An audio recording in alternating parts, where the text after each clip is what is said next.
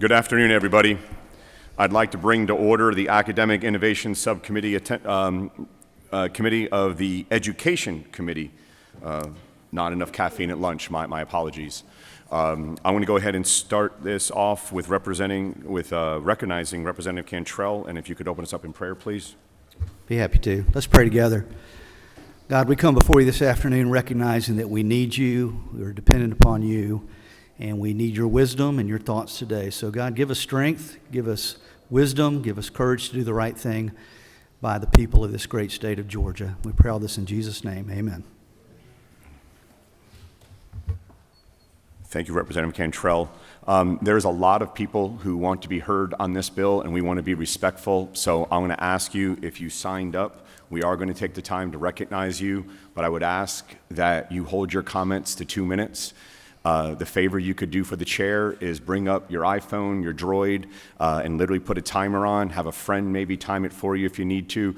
I'm trying not to be the bad guy to say, and say, hey, time's up. So please do me a favor and try everything that you can to keep your comments to 2.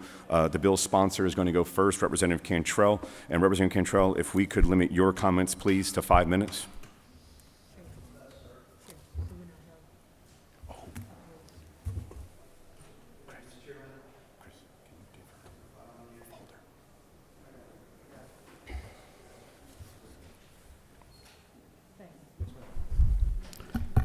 Okay, there we go. Good afternoon, Mr. Chairman, members of the committee. I'll be brief because I know we do have a lot of people who want to speak to this bill. I'm talking about House Bill 999 today. And I'd like to say that it's way past time, really, for Georgia to take a fresh look at the way we educate our children. Because even when our public schools do an excellent job, which they most often do, there's always going to be a small percentage of students who do not perform well in a traditional classroom setting for a variety of reasons. This means we must focus on funding students and not systems, because one size does not fit all, especially as it comes to education. We already fund students directly with Pell Grants and the GI Bill for higher education. The same goes for pre-K programs like Head Start. So all I'm asking is that we take that same logic for pre-K and for higher education, and let's apply it to K through 12 education and fund students, not systems. So members of the committee, I'd ask you to ask yourself the following questions. Should a student from a low-income family be stuck in a chronically underperforming school? Should they just be forced to stay there? Should a student who's being bullied at their school because of how they identify or because of their appearance, should they be stuck in an environment where they can't learn? Should parents be required to send their children to a school which seems to be more focused on social and political issues rather than teaching reading, writing, math, and history? Should a parent be required to send their children to a school that is not safe due to a lack of discipline or which refuses to follow simple health guidelines in slowing the spread of COVID? The answer to all these questions is no. That's why I introduced House Bill 999, the Educational Freedom Act. The bill provides school choice for all. The only requirement is that the student be attending public school currently. The choice is provided by providing a Promise Scholarship account for any public school student who needs a different learning environment. The Promise Scholarship account can only be used for pre-approved educational expenses. You see, Georgians want school choice. The most recent polling is clear. 74% support school choice. Yes, it's more popular amongst Republicans at 83%, but a full 70% of Democrats support school choice. It's the same along racial lines. 70% of Asians, 73% of blacks, 69% of Hispanics, 76% of whites support school choice. Even more telling is that 77% of parents who currently have their kids in public school support the idea of school choice. This is a bipartisan piece of legislation. I have 3 Republican and 3 Democrat sponsors on the bill. I want to clear one thing up because I get accused of this all the time, but being for school choice does not mean that a person is against public schools. It simply means that we recognize that even though our public schools might do a great job, there are always going to be a small percentage of students who need a different learning environment in which to succeed. Studies show that when students have choice, not only do the academic outcomes of those who leave public school improve, but the academic outcomes of those who stay improve as educators are able to focus their efforts on students who are in the correct learning environment. I'm a former public school educator. I taught for 8 years in Cobb County. My mother was a member of the State Board of Education in the 80s, appointed by Governor Joe Frank Harris. My grandparents were educators. My grandfather was the principal. He hired the teacher. He liked her. He married her. She became my grandmother. My son is a public school educator. There's nobody in the chamber here that supports public education more than me. But it's not an either-or decision. It's a both and. We can fully support public education and offer the students who need it an option for a learning environment that works better for them. In all the 8 years I've been down here, I have lobbied our governors to fully fund education. We finally achieved that goal the last year of Governor Dill's term, and then the first year of Governor Kemp's term, and then COVID. But you've seen the governor's proposed budget. We fully fund QBE again this year. We finish out the $5,000 raise. I am vastly supporting all of those efforts. So please do not accuse me of not supporting our public schools. There's a lot of concern about from parents today about CRT, about obscenity in schools, about the lack of transparency, about different approaches to deal with the pandemic. And I submit to you today that if parents had a choice, that all of these issues would take care of themselves, because schools would have to be more responsive to parents if they knew the parents could go to something else. Let me give you a couple key features of HB 999 that sets it apart from HB 60, which passed out of this committee last year. Key differences. Number one, any public school student is eligible. Number two, it would establish a promised scholarship with an annual contribution of $6,000 that could only be used for pre-approved educational purposes. The money would never touch the family's hands. It would be distributed directly to pre-approved vendors who would apply to be in the program. $6,000, people go, well, that's a lot. Or some people say, well, that's a little. It's about $400 less than what we spend currently, what the state spends currently, average on our students. Funding would be subject to appropriations. So there's no cap in this bill. There's no how many students. It would completely be up to the Appropriations Committee to decide how much money they wanted to allocate for this program. To be a separate line item, has nothing to do with QBE, and be completely separate from the education funding that we already have. All the other features are the same as House Bill 60, which we passed out of this bill last year. Thank you, Mr. Chair. Thank you, Representative Cantrell. I'm going to go ahead and ask the committee, do you have any questions of the representative? Oh, absolutely. Would you like to be recognized? Yes. Yes, please. Representative Carter? Good afternoon, everyone. Thank you all for joining us. And Representative, I really appreciate your passion. I do have a few questions. One, just to kind of start out with, understand your motivation for the bill, and you've made a few accusations as to why parents would need this opportunity. Is there any data or facts to back up your claim that students would be stuck, low-income families would be stuck in underperforming schools? Do you have data to substantiate that? That's just a fact. We don't need data. If you're in an underperforming school you're districted for, then there you are. Actually, you do need data. And then probably one of my bigger questions, if you don't mind, continue to follow up. The set-aside amount for this particular grant is $6,000, actually, which exceeds what the state currently pays per student. But my larger question is, if the thought is to give a low-income family an opportunity to be in a better performing school, how do you anticipate a low-income parent to afford a private school and to get them there? Okay, well, in the bill, it allows up to $500 a year to be used for transportation to get the student there. The average private school, if private school is the option, this is not just for private school.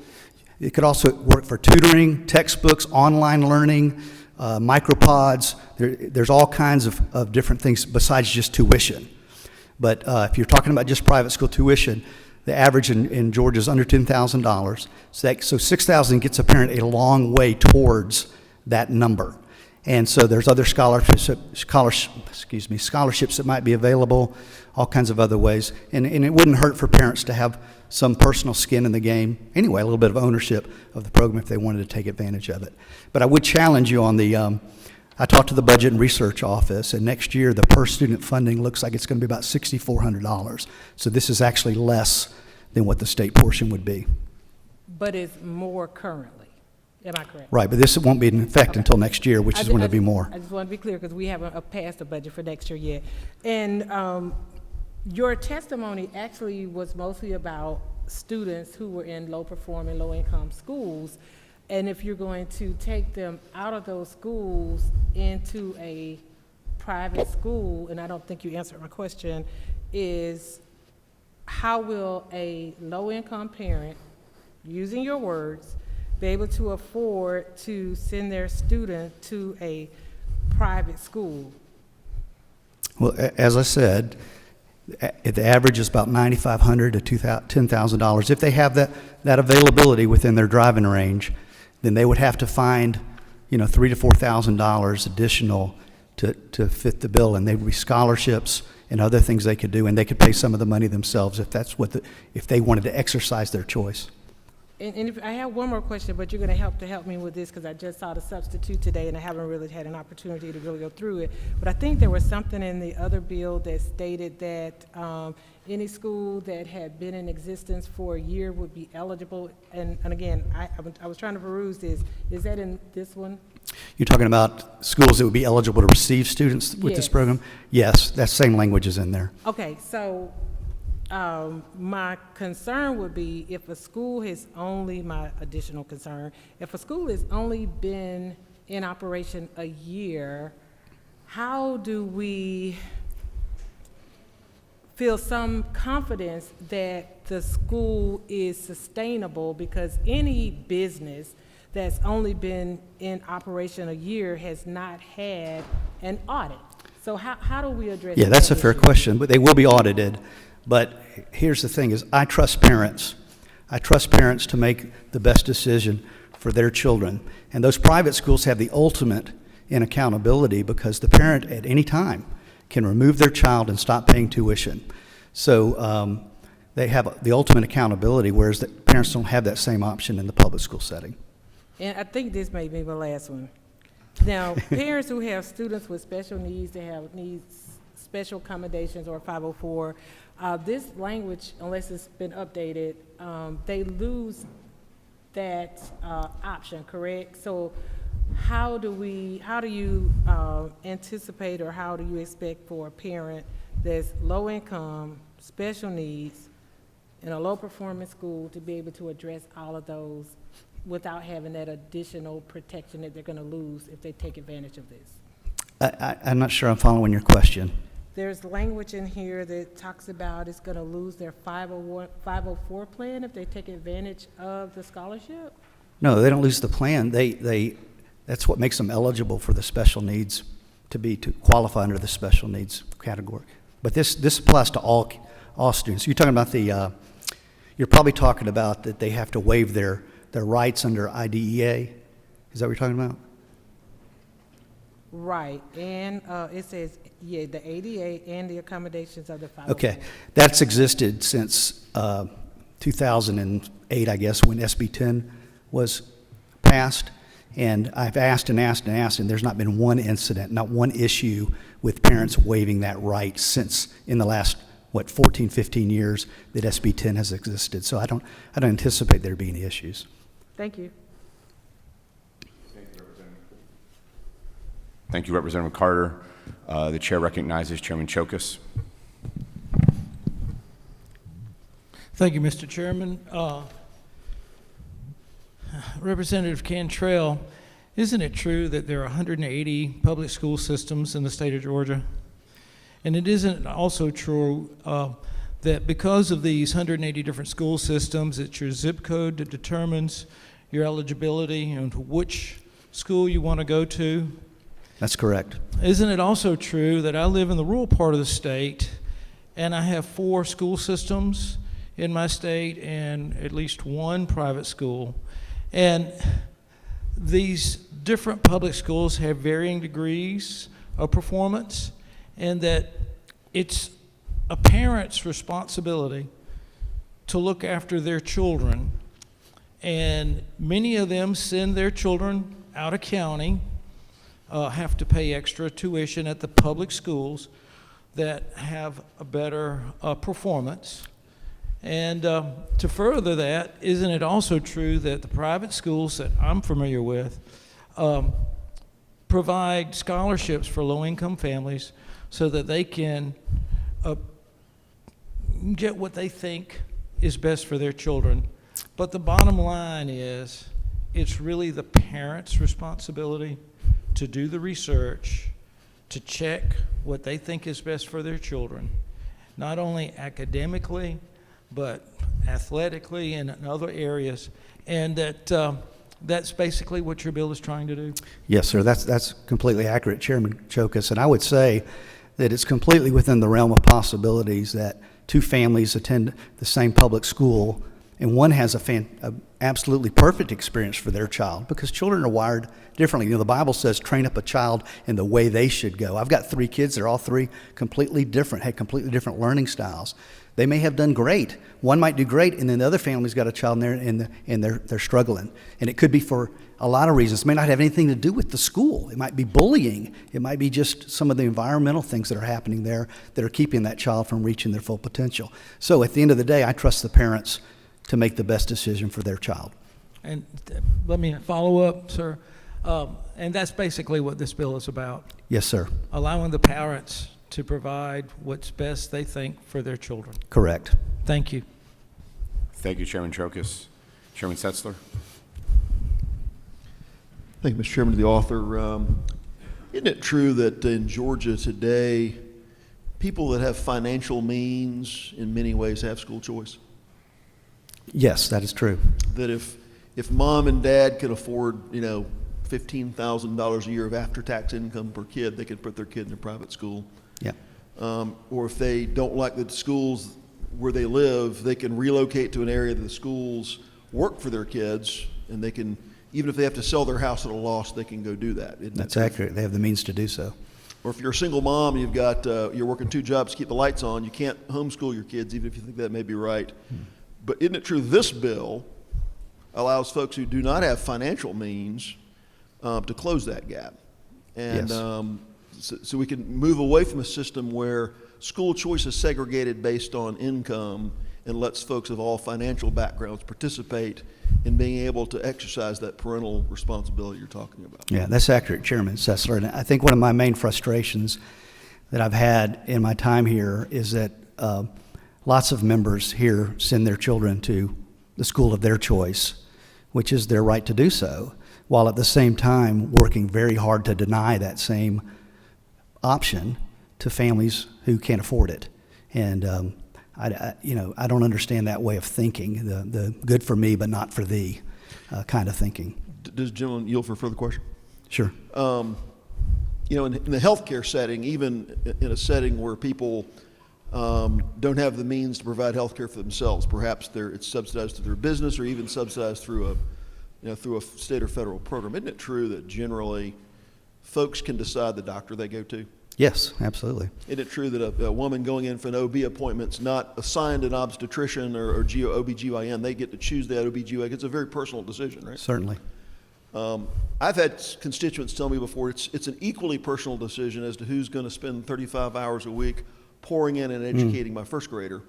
And this, just even in a circumstance where folks receive 100% public assistance for their health care decisions. We don't have a system where that's assigned to them. They can exercise with those state and federal dollars, they can exercise choice as to who provides their health care.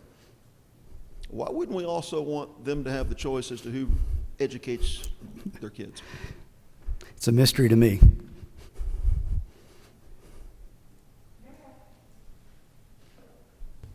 Representative Carter, would you like to be recognized? Yes, sir. Thank you. You're welcome. I'm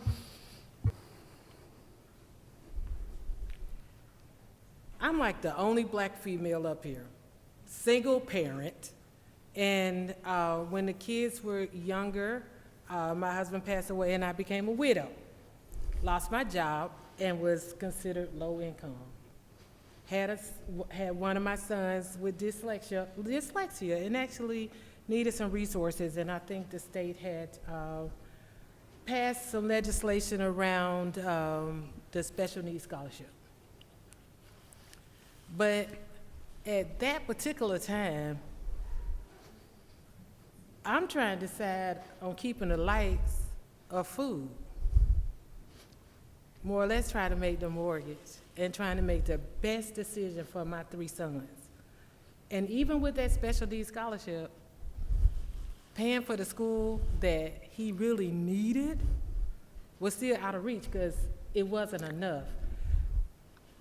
I love the idea of school choice, and I love the county that I live in because it gave me some opportunities in public school that I wouldn't have had in private.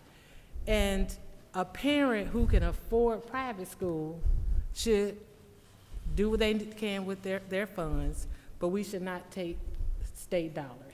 Again, if the idea is how do we really help students that are in quote-unquote low-performing schools that are low income, then maybe we need to add, may need to amend this and add some means testing in it, and there needs to be some other safeguards.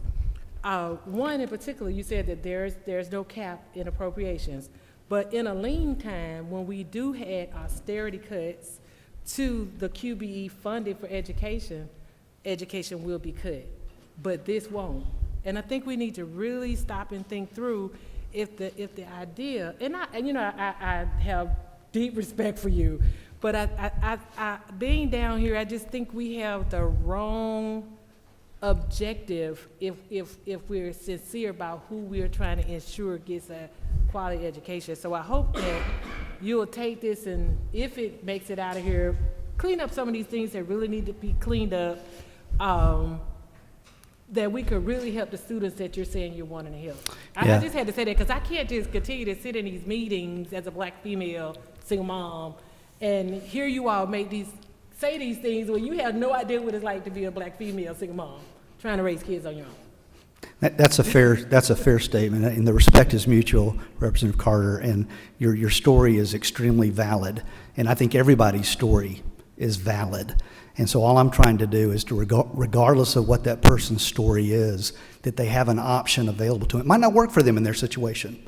In fact, it's very likely not going to work for that many people. We're talking about a small percentage of people that it will help, but that's a significant number of people, no matter, if it's 500 or 1,000 or whatever it is. I think it's a worthwhile goal. Representative Carter, thank you for your comments. The committee, thank you. What I'd like to do now is go to public comment. The chair made a slight mistake. I did not count in the online participants who wanted to speak, so we'll still hold at 2.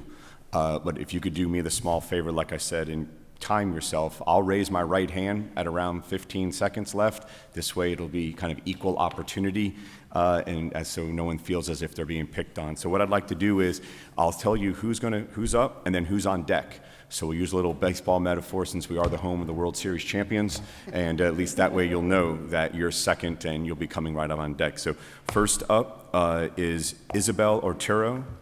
My apologies. The second one, I can't read the first name, but I believe this last name is Battles.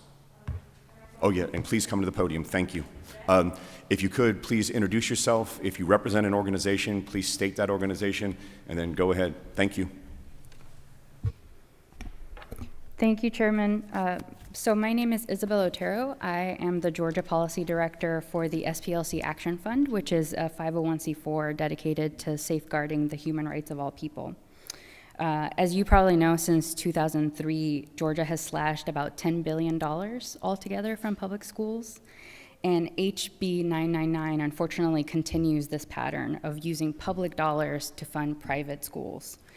And one of the more troubling parts for us especially is starting in lines 104, I believe, of this sub, where it does talk about, it says, accepting a voucher shall have the same effect as a parental refusal of consent of services under the Individuals with Disabilities Education Act and a waiver of their rights under the Federal Rehabilitation Act of 1973. And so that means that students with disabilities lose the vast majority of the protections under these laws for accepting one of these scholarships. And that includes, the right to a free, appropriate public education that meets their disability needs. And unfortunately, private schools are not under any obligation to accept a kid under this scholarship, and especially a kid with disabilities. So the lowest estimates that we know of for private school tuition in Georgia are about $12,000 a year. This scholarship would only be $6,000. And for a kid who, for example, like Representative Carter said, a child with dyslexia, for a school that is known for treating kids or helping kids with dyslexia, that is more a tuition of about $30,000 to $40,000 a year. And so unfortunately, that means that these scholarships are more likely to be used by more affluent families as a sort of discount for going to their private schools, as opposed to for the kids that I think the representative is hoping to help here. And just the one last quick point is that this bill and HB 60 and others like it are very similar to, the kind of things that we've seen, a very sad legacy after Brown v. Board, where, southern states, especially, in the South, there was an organized resistance That to wasn't intentional. integration. Yes, thank you. My apologies. I did not mean to be that harsh. Got to take the ringer off. My apologies. Ms. Battles, you're next. Terrence Wilson is on deck. Hello, my name is Cindy Battles, and I am the Director of Policy and Outreach for the Georgia Coalition for the People's Agenda. I feel like I should have got 30 seconds for that, but y'all love talking about those low-income single moms who these voucher programs are going to help year after year after year after you take and take and take from public education funds while refusing, except maybe in an election year, to fully fund public education. So let me tell you about my son, because I'm that mom that you're talking about. So maybe talk to us before you start talking about us. Because my son went through a traumatic year and he was tested and he was like borderline ADD, but he definitely had some oppositional defiance disorder. And we lived in Noonan, and there was a really great public school called Elm Street. And I lived in an apartment that was about 2 miles from the school, and I worked about 3 miles from the school. So if my kids needed me, I could get there. And he went into this really great class called an EBD classroom, and he thrived. After a year of trying to help my kid, he was thriving, but guess what happened? They had to shut that program down because public school funds would not allow them to continue that class. They put him in a special education class, but Trey is smart. He's smart as hell. Pardon my language, I'm sorry. So he didn't need that. He did worse. They put him in a regular classroom. He did worse for years. This went on with my kid for years. He struggled with depression. He struggled.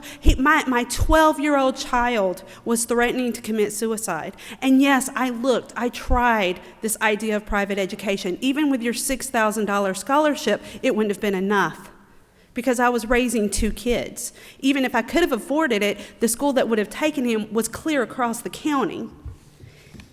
This may help a few kids, but it hurts many kids like mine, who grew up to be a Marine, by the way, and I'm very proud of him. I'm asking y'all to stop defunding public education for the few that this scholarship is going to help. Thank you, Ms. Battles, and thank your son for his service, please. Mr. Wilson is up, and Owens is on deck.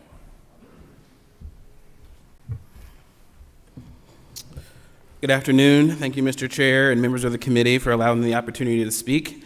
My name is Terrence Wilson. I'm the Regional Policy and Community Engagement Director for IDRA. We are an independent, nonpartisan education nonprofit committed to achieving equal educational opportunity for every child through strong public schools. We are opposed to House Bill 999 because students in Georgia deserve the opportunity to attend excellent, fully funded, diverse schools that affirm and sustain all aspects of their identity. We believe that this bill will likely create a Georgia educational system that is more racially segregated and that does not provide adequate protections for students' civil rights.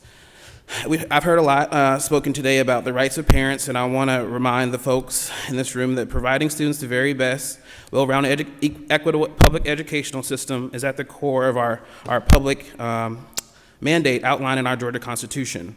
Our Constitution states that the provision of an adequate public education for the citizens shall be the primary obligation of the state of Georgia. The scholarship voucher program outlined in this bill will divert significant funds from our current public schools, and we fear that it would significantly diminish the ability for schools to provide that adequate education that's required in our Constitution. Furthermore, research that has been conducted on similar voucher programs across the country does not show that the academic gains from this approach are worthy of the investment. For example, in 2017, a multi-state review of voucher programs found that students in voucher programs scored significantly lower than traditional public school students on reading and math tests, and there was no significant effect of vouchers leading to improved public school performance. In fact, in some states who have tried this voucher program, students in voucher programs have had negative effects on student achievement, with students enrolled in the Louisiana Scholarship Program increasing their chances of failing math by 50%, and students in Indiana using vouchers to attend private schools consistently scoring lower on reading and math tests. The evidence that we have simply does not justify the significant risk to the academic futures of our Georgia students. Additionally, we know and research agrees that strong public schools are integrated, diverse schools. We know that programs like this can increase racial segregation, and we know that right now white students are significantly overrepresented in private schools while Black and Latino students are significantly underrepresented. I'll leave you with one final set of statistics for the current way that our private schools look. According to 2017-18 data, nearly 7% of Georgia private schools are 100% white. 21% are over 90% white, and nearly 47% of these schools are 75% white. We encourage our leaders to invest in public school options that would integrate our students and allow us to move beyond our past history of racial segregation. Thank you so much. Thank you, Mr. Wilson. Mr. Owens, you're up. Ms. Suggs, on deck.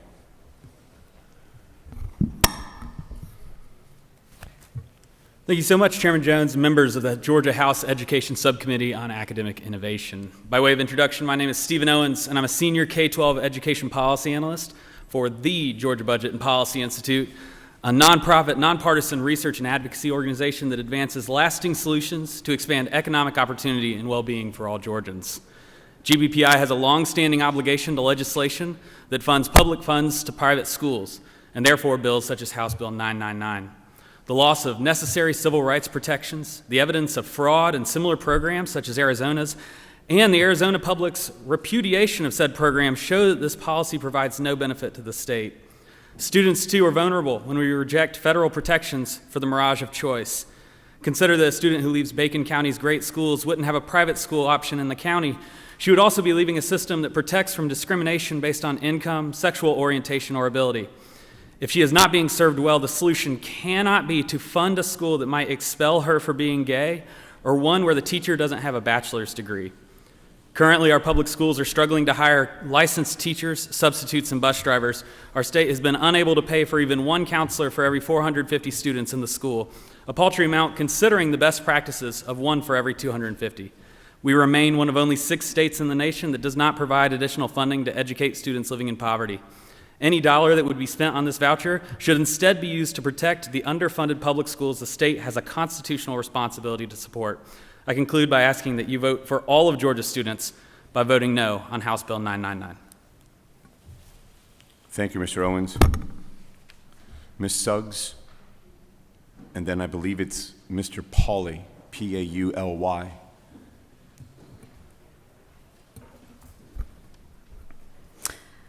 Good afternoon. My name is Claire Suggs, and I am here today on behalf of PAGE, the Professional Association of Georgia Educators.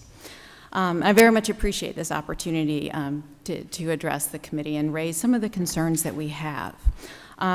Page opposes House Bill 999 for multiple reasons, but I just want to highlight two of them this afternoon.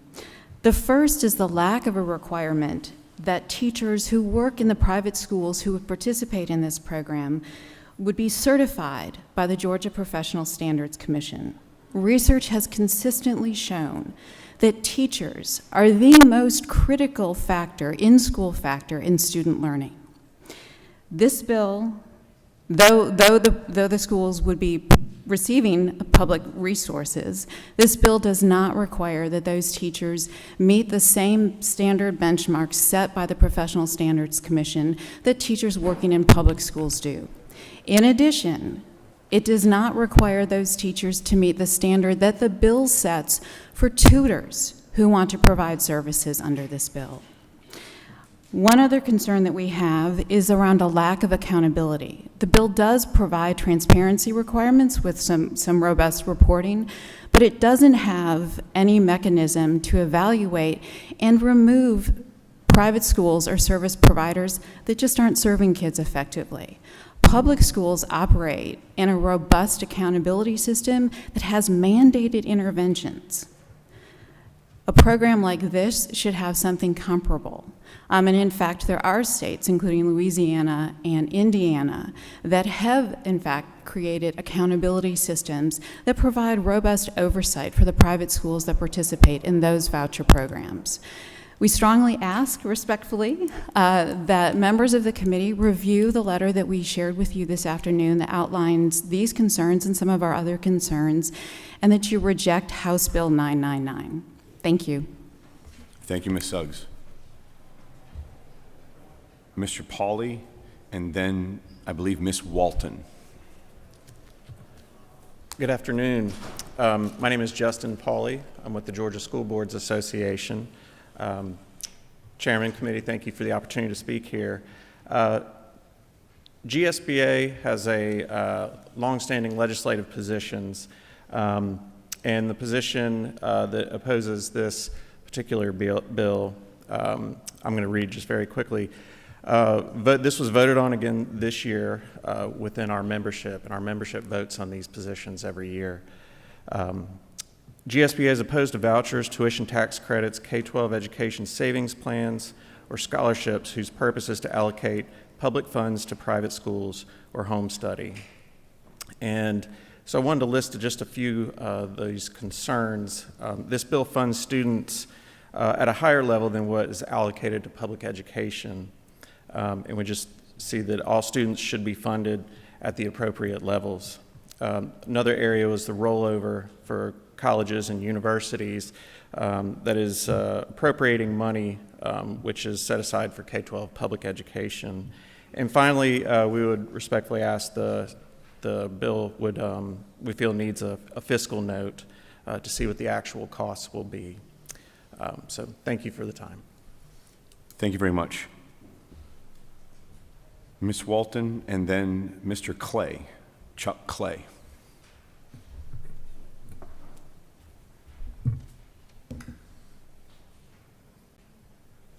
Good afternoon. I'm Gretchen Walton. I'm the Compliance and Legislative Affairs Officer for Cobb County School District. I've served the district for 22 years, first teaching, then leading a Title I high school for 10 years, and then as a district leader. I'm puzzled how any family at the Title I high school where I worked could actually use this money to fund the education at the private school I attended about 30 years ago that cost $13,000 a year at the time. We opened our school choice process under HB 251, where families can choose from over 60 schools. We also have recently completed our magnet school process, where students can apply to go to one of 5 specialized high school programs. Additionally, we have a hardship process, where families can ask for a transfer based on personalized circumstances, such as childcare needs, being a victim of bullying, etc. All of our families have choices, not just those who have means. We oppose this bill, but I will still try to give some concrete feedback on particulars of the bill. A clause should be added that in years when QBE is unfunded, this program and any similar voucher program should also go unfunded, even if it is on a parallel percentage. If QBE is underfunded by 15%, then this program should be too. Lines 73 to 75 require that a student only attend a public school for 6 weeks. Those lines promote transiency, which is extremely detrimental to education and children. It also means that schools might never receive any funding for the time a student attends a school, since only kids enrolled during the 2 annual counts are funded.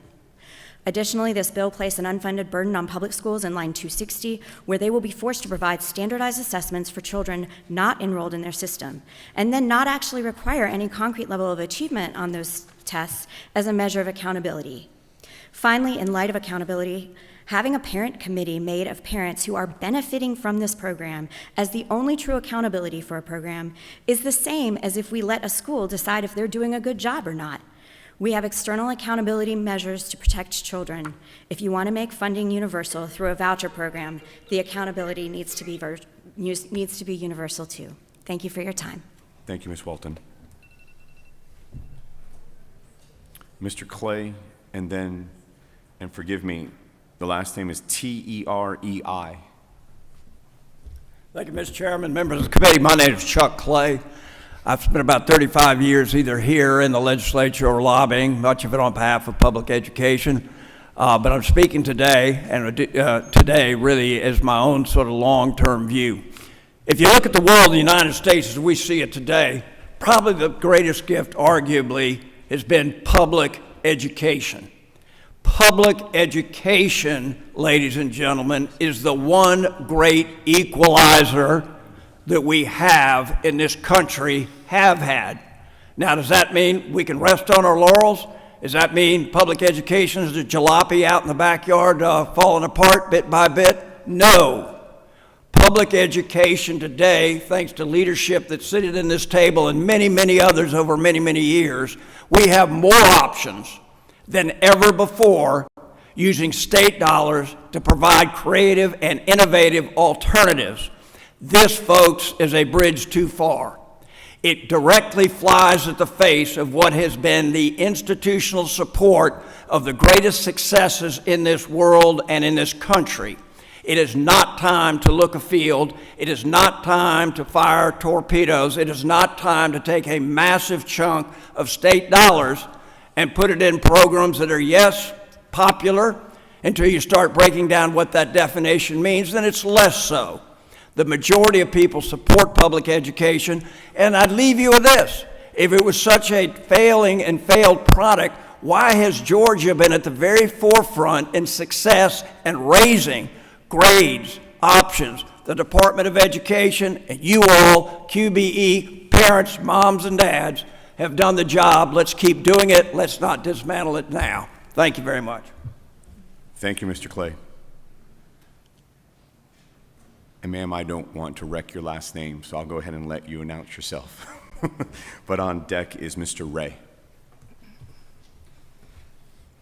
My name is Holly Turay. I'm a Georgia parent. My oldest daughter, who is 11, had a friend who was very similar to her. They both struggled with attention deficit disorder, both needing extra attention in the classroom, and both struggling with their mental health due to school closures, mandates, and forced digital learning. Her friend's parents moved with the sole purpose of obtaining an education that would not disrupt their child's needs. Unfortunately, my family cannot afford to move to obtain the same for our daughter. For the last 2 years, my daughter's friend has excelled and thrived in her new learning environment, while my daughter's mental health continues to deteriorate and her learning loss continues to build. The lack of access to school choice in the state of Georgia has now created a very deep and wide learning gap just between my daughter and her peer. Now, I ask that you imagine this at a much greater scale, because this is what we are facing when students cannot access quality education. My youngest daughter was showing great promise academically. She is now in 3rd grade and can hardly remember what school was like in comparison to the last 2 years. It pains me to have to wonder how advanced she would be at this moment in time had she had the opportunity to access schools that remained open and had not forced digital learning on her. One where the focus is academic achievement and stretching and strengthening her abilities. Instead, much like her sister, we watch many of her peers withdraw from our public school system and enroll in private schools that could really pour into those formative years of education. My youngest is unable to reach her full potential because of the lack of obtainable choice in the state of Georgia. I myself am the product of school choice. I grew up in the inner city of Cleveland. I took advantage of school vouchers because my district was underperforming. And because of this, I was able to attend the school of my parents' choice. The funding did not cover the complete cost of tuition, but it was the jump start needed to put me on a path of providing me for a quality education. My family is not in the position to move to a different county. My family cannot afford private tuition. My family cannot afford to become a single income household so one parent can adequately homeschool. Instead, we are stuck. Instead, state funds continue to funnel into a system that has failed my children the last 3 years. Something has to change. Right now in the state of Georgia, learning gaps have deepened and widened exponentially these last 2 years. We already know that the learning loss experience for some students will have a lifelong impact on their socioeconomic status. Should my children have access to the Promise Scholarship, they too would no longer be stuck, but on a path to a thriving, successful academic career. One where the parent can choose the proper learning environment for each of their specific needs, ensuring a life that can avoid poverty, crime, drug use, and lack of secondary education. I ask that you please vote yes on HB 999. Thank you, Ms. Terry. Mr. Ray, and on deck, forgive me, it's a hyphenated name, Harsh Karma? Okay, thank you. Thank you, Mr. Chairman, members of the subcommittee. Thank you for the time to speak today. I'll be very brief because I did submit comments in writing. My name is George Ray, and I represent the Georgia Education Coalition, a group of 12 innovative public school districts in and around Atlanta.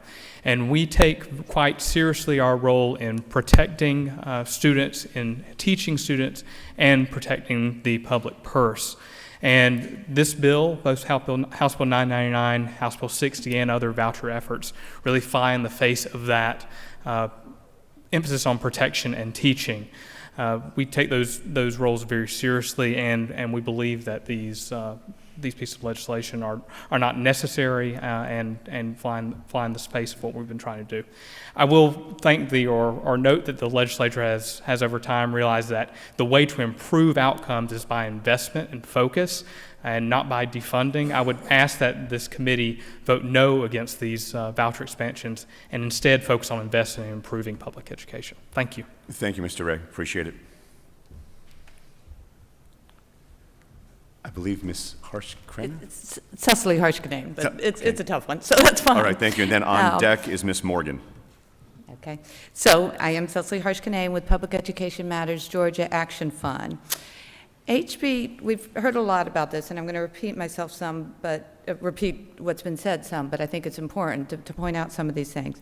HB 999 takes public funds and with virtually no qualification and very little oversight grants a $6,000 voucher to pay for private school and or private service providers.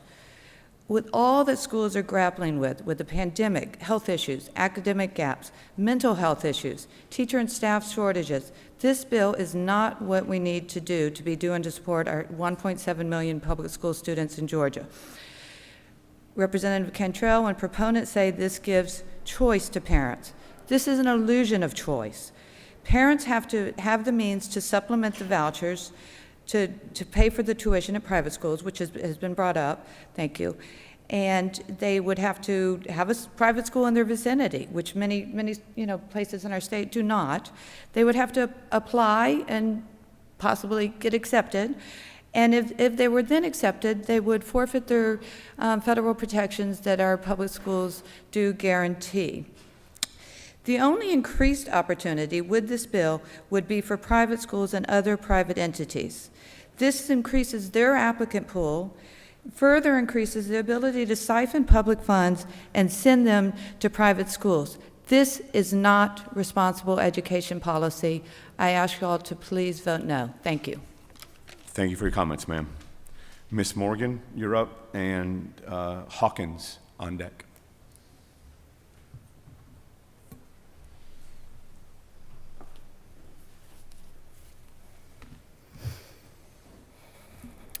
Good afternoon. I'm Lisa Morgan, a 23-year veteran educator, and I'm currently a kindergarten teacher and the president of the Georgia Association of Educators. At GAE, we stand for public education each and every day. Our members have one goal when they get up in the morning, whether they're a bus driver, whether they're a classroom teacher, a counselor, or a principal, and that is to provide each and every one of our students the best public education possible. Cuts to public education over the years are showing. We say cuts to public education don't heal. Before we take additional public dollars and send them to private schools, we should not only restore the funding in the QBE formula, but let's take that tally of the cuts that have been made over the past years and restore the amount that was cut over the years and see what our wonderful public educators can do with those dollars. We believe every child deserves a caring, committed, qualified educator. And that qualified educator is an educator certified by the state of Georgia. They deserve a fully funded school with adequate resources to provide not only for their academic needs, but their social and emotional needs and their physical needs. One thing in this bill that's quite troubling to me as a classroom educator, 6 weeks in our public school system is not long enough for the multi-tiered system of supports that is designed to provide for students' individual needs to even be implemented. 6 weeks is tier 1. That's when we are learning the student and collecting data to see if they are successful in regular classroom instruction. And as soon as we would be beginning that process to find the supports that a student needs, they would be leaving us. So they would be waiving their rights that they may have to specialized instruction before the process was even complete to determine they needed that instruction. Please vote no to this bill. Thank you. Thank you, Ms. Morgan. We have one more person, I'll say physically here at 341, then there's 3 online, and then that will complete public comment. Mr. Hawkins? Thank you, Mr. Chairman, members of the committee. My name is Taylor Hawkins. I'm the Director of Advocacy for Frontline Policy Action, which is the largest pro-family policy organization in our great state. We're here in support of House Bill 999. As we talk with parents from across the state, they are strongly in support of expanding educational opportunity through measures like House Bill 999. It is not just our supporters, however. This is true of the vast majority of all Georgians. You've heard statistics on this issue already today, but our organization has done professional polling of parents, grandparents, and legal guardians all across Georgia just in the last few months, and our polling shows that those crucial decision makers for children's education overwhelmingly support school choice. Over 78% of Georgia parents, grandparents, and legal guardians support empowering parents to choose the school that best fits their child's needs. When asked whether they believe that parents should be able to decide how to use the tax dollars that are allocated to their child's education in a way that best meets their child's needs, they responded with 79% overall. And most importantly, when asked if school choice should be assigned based on need or should be universally available, almost 73% support school choice being a right universally available to parents in our state. This goes against everything in the mainstream conversation about this issue, which has for many years centered around ensuring that the fewest students possible have school choice available to them. We are not siphoning funds away from education. We are empowering parents to make choices that best address their child's specific needs. We believe the data is clear that when you give parents a choice, you give children a better chance at an excellent education. For all these reasons and many others, we support increasing parents' ability to ensure that their children get the best education possible, and we believe that this bill does that. So we would encourage the passage of House Bill 999. Thank you, Mr. Chairman. Thank you, Mr. Hawkins. We're going to move online for 3 speakers. We don't have the ability for me to wave my hand at 15 seconds, so please, I need you to time yourself, and if I need to, I may have to interrupt you. But we're going to go ahead and start with the last name is Badiane. Are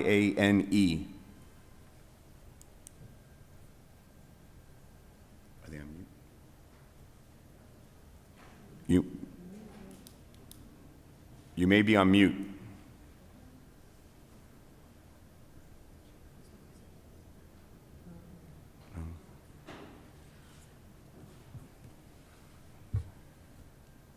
Which one? Which one do you think?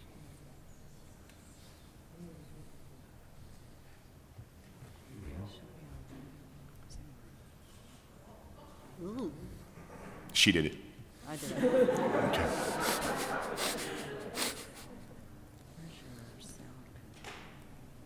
Is this it?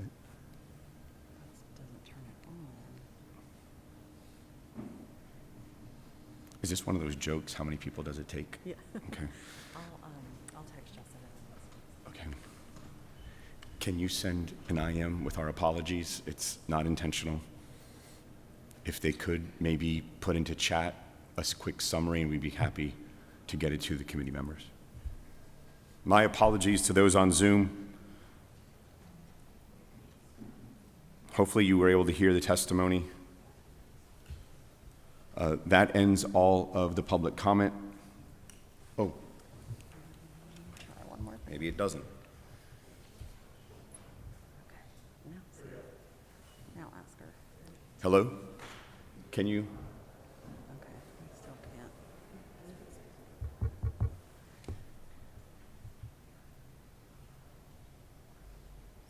Can you say Georgia Tech?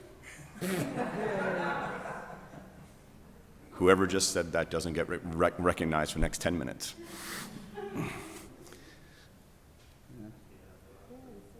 I feel so bad. I do apologize. They can hear online, but we can't hear them. Right. So our sincere apologies.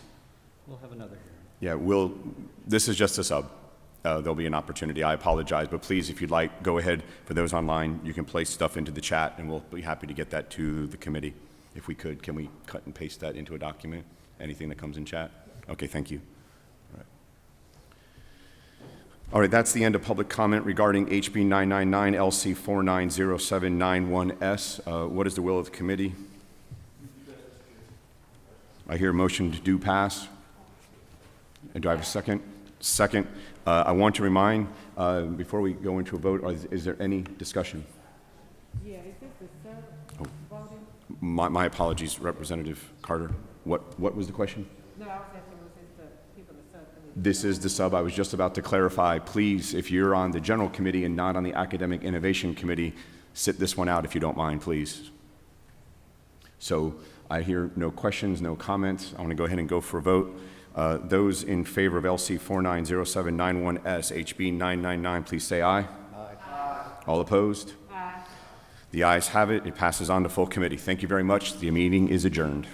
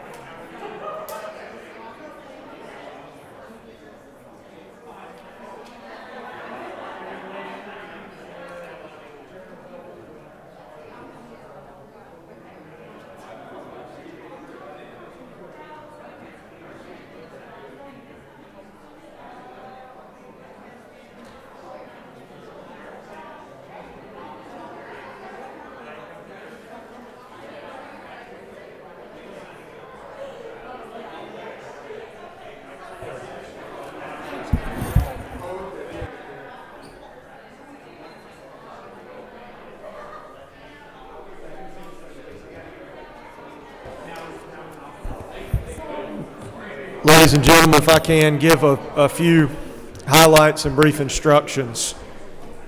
We'll call the meeting to order in a moment, but before we do, our assistants are passing out copies of the bill that is not in your folder. Just a reminder for those who may have come in late, we just finished subcommittee, so we will convene the House Full Education Committee here momentarily.